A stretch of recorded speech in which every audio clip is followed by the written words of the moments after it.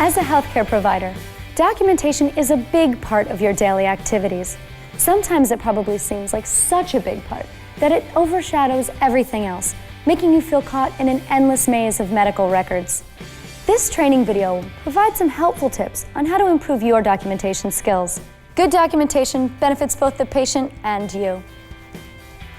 Your organization may be using an electronic documentation system, or you may still be using a paper record.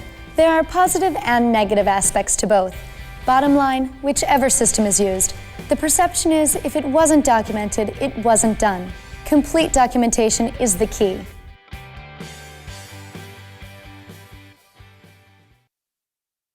Let's talk about some documentation do's. When using a paper client record, do write legibly. A record cannot be a useful communication tool between disciplines if no one other than you can read your notes.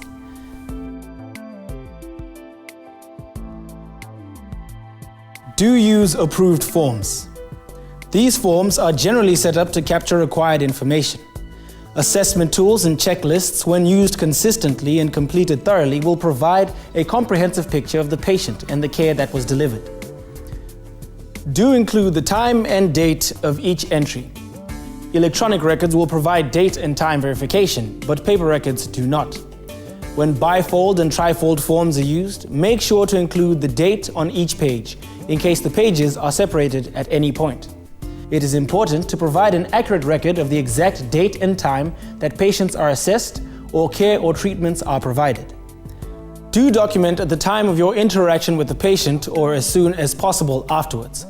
Timely entries are recommended so that important aspects of care are not forgotten or left out of the record. Documenting while the information is fresh in your mind leads to a more complete and accurate patient record. Do sign each entry.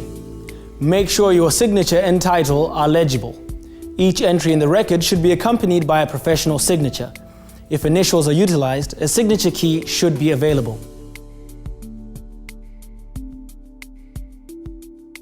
Do document in permanent ink.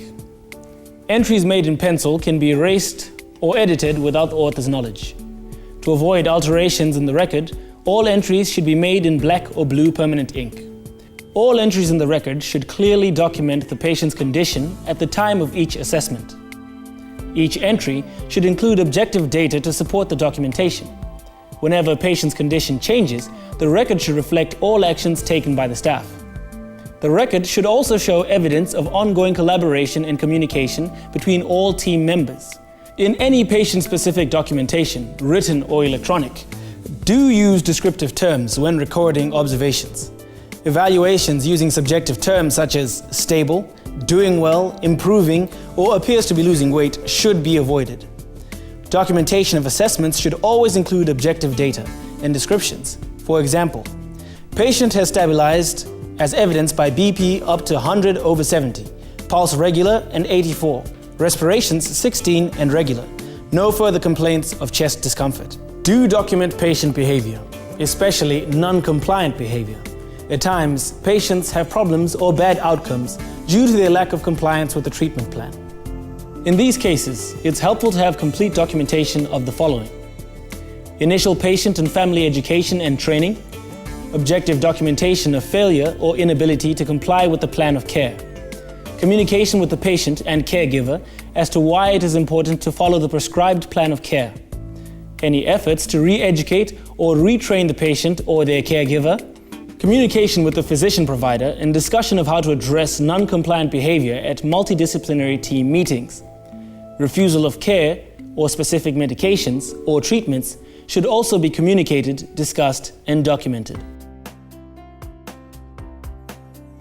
While all documentation is important, there are some areas where we see incident or claim frequency, and thorough documentation becomes even more important. In a recent closed claims analysis, the top 3 claims in terms of frequency were falls, medication-related, and allegations of improper pressure ulcer and wound management. Let's look at those areas a little bit more closely. Fall assessment prevention. It is important that each patient be assessed at the time of admission regarding their potential for sustaining a fall. A fall assessment tool should be utilized so that documentation is consistent by all staff. There should be ongoing assessment of all patients at regular intervals based on changes in their status or their medications. Individualized fall prevention strategies should be initiated if the patient is identified as at risk. The patients and their families should receive education regarding the falls and prevention strategies. All of this needs to be documented, and if a patient does fall, there should be documentation of the circumstances surrounding the fall, including statements of the patient or other witnesses. Documentation should also address the actions taken in response to the fall, such as a thorough assessment, additional monitoring, or initiation of new fall prevention strategies, notification of the physician, and any required diagnostic studies. As a part of ongoing risk management and performance improvement activities, an incident report should also be completed. The medication prescribing, ordering, and administration process is very complex, and there is a real potential for error in any one step along the way, from order to administration. Medication administration begins with a written order. If your organization does not utilize computerized physician order entry, there need to be good procedures in place for transcribing the order from the order form to a medication administration record, MAR, and notifying the pharmacy. Written orders may be unclear because they're incomplete or illegible. Faxed orders may come through blurred or unclear. Sometimes a verbal or telephone order may not come across clearly. For the patient's safety and to prevent errors, there should be a verbal order readback policy that requires the person who is receiving the information to record and then read back the complete order for verification purposes. Whenever there are any questions regarding a physician order, particularly a medication order, the order must be verified. Many medication errors occur due to problems during the transcription process. Orders should be reconciled with the MAR on a regular basis. Documentation should include the date and time-specific entries when medications are administered, the name of the individual administering the medication, clear notation as to why doses are missed or held, and the reason for and the response to PRN or as-needed medications. Whenever a new patient is admitted, it is important to do a complete physical assessment and document any problems with skin integrity. Any wounds or ulcers should be documented on the patient record. Wound care sheets with body diagrams are very helpful for documenting this information. The documentation should address wound location, size, drainage, and odor if applicable. Pictures can be very helpful. However, when pictures are used as part of the documentation process, consent should be obtained. The record should also reflect ongoing evaluation and assessment, as well as communication with the physician for wound management and treatment orders. If a wound care specialist or team is consulted or special mattresses are utilized, this should be documented. All of these steps are particularly important when the ongoing assessment does not show signs of improvement in the wound or ulcer. Written policies and procedures related to documentation help to assure more consistent practice across the organization. Policies should address who documents, where they document, what they document, and when they document. This should be clearly communicated during the orientation process. Compliance with policy should be monitored as part of the quality improvement process. Employee performance appraisals should evaluate compliance with documentation policies. Other issues to address include the form development, approval process, retention of records, release of information, and disaster planning for health information.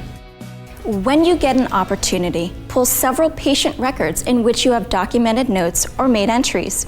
Ask yourself these questions. Can I read my own notes and signature? Do my notes allow me to visualize a specific patient at a given time, or do all my notes sound the same? Are they dated and timed? Are forms filled out completely? Do my notes clearly indicate the actions that I took to resolve problems identified in the plan of care? Do my notes show that I notified other team members, including the physician, if additional action was required? Did I include the date and time of physician notification and response, if applicable? Do my notes include any feedback or orders received from those team members or physicians subsequent to notification? Would I want to have to defend my care of patient in a court of law based on my documentation? We all get into ruts sometimes, especially with activities that seem to be so routine. Always remember that documentation is a very important part of what you do. Good documentation reflects quality patient care. Hopefully, these documentation tips will make you feel like you're back in charge and out of the seemingly endless medical record maze. Documentation is a big part of what you do, but it is not bigger than you. You can face the challenges of providing quality patient care and document that care in a way that is beneficial to both the patient and yourself.